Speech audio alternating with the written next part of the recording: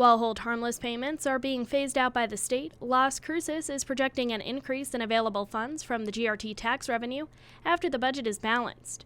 City Council is trying to use that increase to fund projects that could be a greater cost to the city in the future. Currently, 20% of the funding will be used to increase energy efficiency of city facilities. 45% will be allocated toward road projects, and 35% will be used for business development. City Manager Robert Garza says the funding breakdown was decided by City Council during a work session. Council then decided, diversification is important. Let's not put all of our eggs in one basket. Let's not focus all these funds for just one purpose.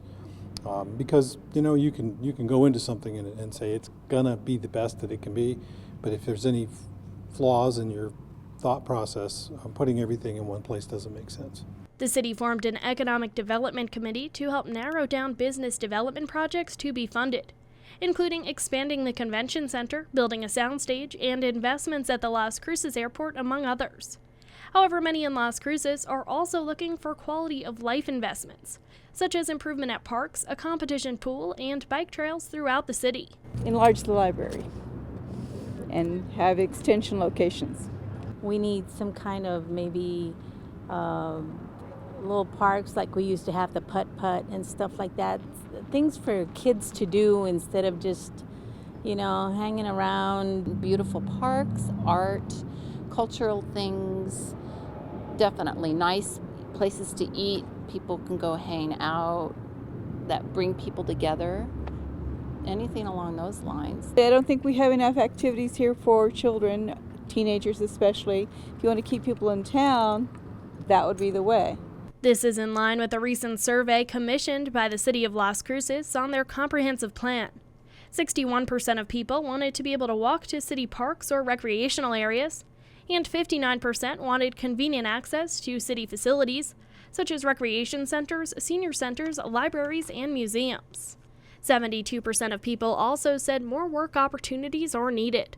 And New Mexico State University economics professor Chris Erickson says the two are not mutually exclusive. He says the number one thing that attracts business to an area is a high quality of workforce, and to get that, you need a high quality of life.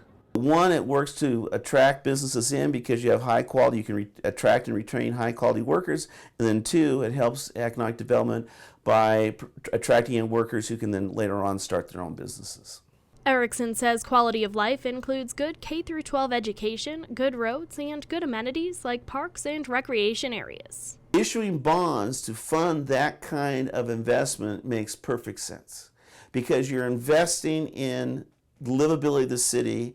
That both benefits the people who are already here, and it benefits the people. It benefits in attracting people from outside the community who might not otherwise have considered locating here.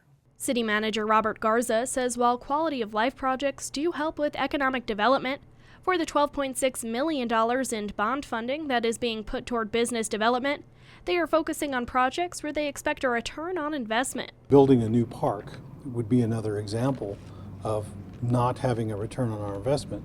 People will enjoy it, but there's no revenue generated as a result of building a park. People don't pay to go to parks.